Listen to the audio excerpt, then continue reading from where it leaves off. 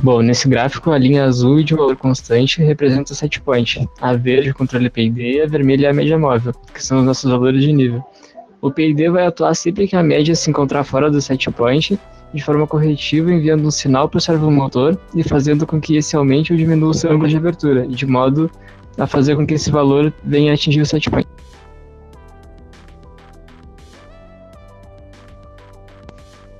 Bom, em função do PID, pode-se explicá-lo como um sistema de controle bastante utilizado em processos industriais, onde o seu funcionamento se dá por três setores: controle proporcional, integral e derivativo.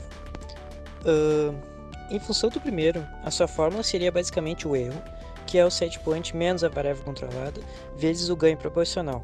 Para o integral, o seu tipo de controle se dá através da somatória do erro em função do tempo, multiplicado pelo ganho integral.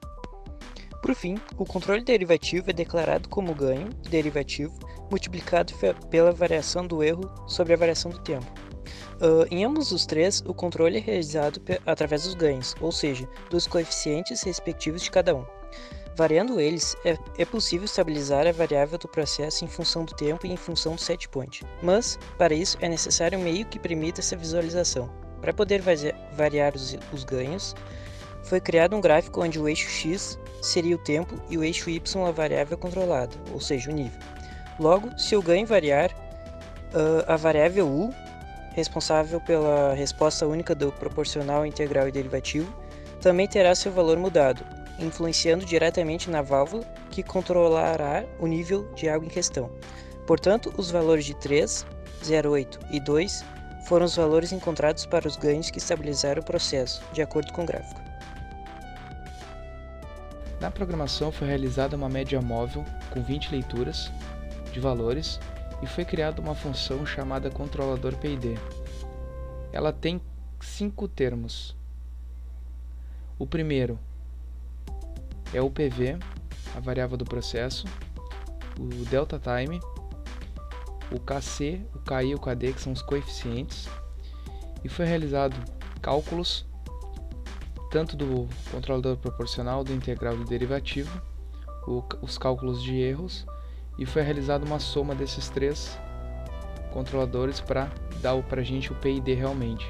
Foi feita uma média, mais ou menos uma divisão pela metade da faixa de valores, que foi feita entre menos 7.8 a 51, que foi realizado através do monitor serial para verificar o valor que ficava a média em si, transformando esse valor de 0 a 179 graus para inserir no servomotor para realizar os testes. Então, quando a soma fosse zero, não tivesse agindo PID, teria esse valor, essa metade da faixa, e quando fosse diferente de zero, seria igual a zero realmente e teria de fato o PID funcionando, sem esse bias. Considerado esse valor caso a soma fosse zero. Depois, na função loop, foi aplicado de fato numa variável chamada PID do tipo float, basicamente números reais. Foi colocado essa função, que essa função é do tipo float também. Então, como o valor de PV, a variável do processo, foi botada a média realmente, foi inserido um valor de delta time de 1.5 e os coeficientes KC foi 3, KI foi 0,8 e KD foi 2. Foi printado no monitor serial e também no plotter serial os valores de set point, average, que é a média, e o PID. Foi criada uma variável do tipo int, de números inteiros, chamada val, que foi feito um map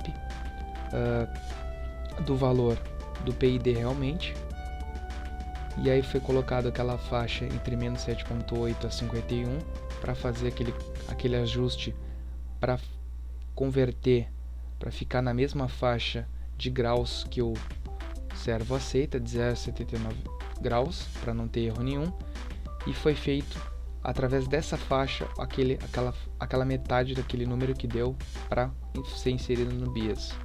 E foi colocado esse valor já mapeado na faixa que foi inserida. Foi escrito então no servomotor e foi aplicado um delay para dar o tempo mais ou menos de 2 milissegundos para estabilizar esse valor.